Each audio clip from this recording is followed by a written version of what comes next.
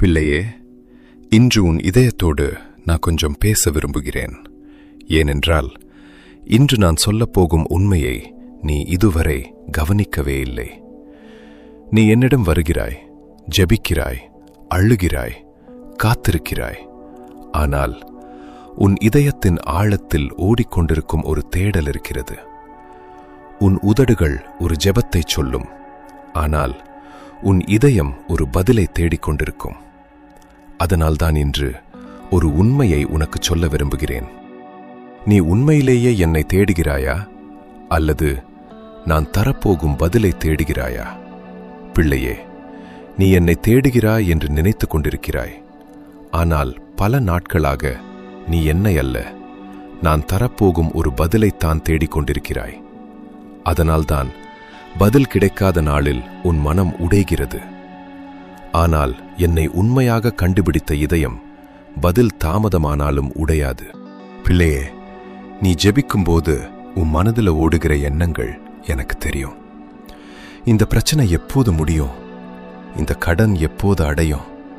இந்த கதவு எப்போது திறக்கும்? இந்த மனிதர் எப்போது மாறுவார்? என் வாழ்க்கை எப்போது சரியாகும்?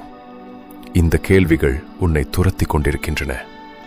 அதனால்தான் காலை எழுந்தாலும் அதே சிந்தனை, இரவு படுத்தாலும் அதே சிந்தனை. நீ வெளியே சிரித்தாலும் உள்ளே அந்த கேள்விகளோடுதான் வாழ்கிறாய்.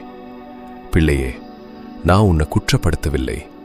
ஏனென்றால் நீ சுமந்து கொண்டிருக்கும் வாழ்க்கை எனக்கு தெரியும். உன் வீட்டுக்காக நீ கவலைப்படுவது எனக்கு தெரியும். உன் பிள்ளைகளின் எதிர்காலத்தை நினைத்து நீ பயப்படுவது எனக்கு தெரியும். உன் கையில் இருக்கும் பொறுப்புகள் எவ்வளவு பெரியது என்பதும் எனக்கு தெரியும்.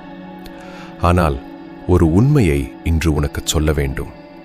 நீ என்னை விட என் பதிலையே அதிகமாக தேட ஆரம்பித்து விட்டாய்.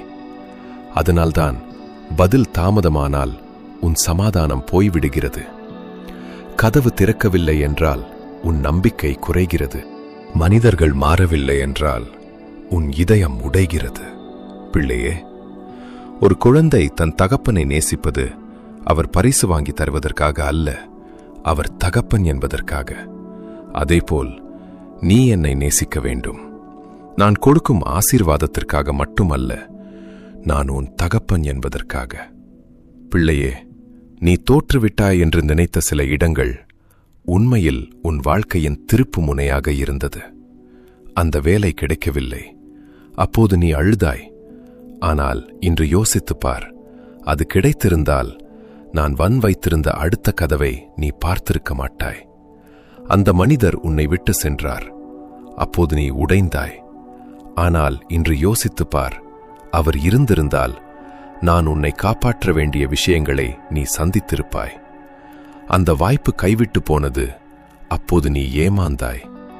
ஆனால் இன்று நான் சொல்கிறேன், அது உன் வாழ்க்கையின் முடிவு அல்ல, உன்னை நான் வேறு திசைக்கு திருப்பிய தருணம். பிள்ளையே, நீ இப்போது இல்லாததை பற்றியே அதிகமா யோசிக்கிறாய். ஆனா நான் ஏற்கனவே உனக்கு கொடுத்ததை மறந்துவிட்டாய். நீ திறக்காத கதவுகளை எண்ணுகிறாய். ஆனா நான் திறந்த கதவுகளை மறந்துவிட்டாய். நீ கிடைக்காத ஆசீர்வாதங்களை எண்ணுகிறாய். ஆனா கிடைத்த ஆசீர்வாதங்களை சாதாரணமா எடுத்துக்கொண்டாய். ஒரு நிமிடம் நின்று யோசித்துப் பார்.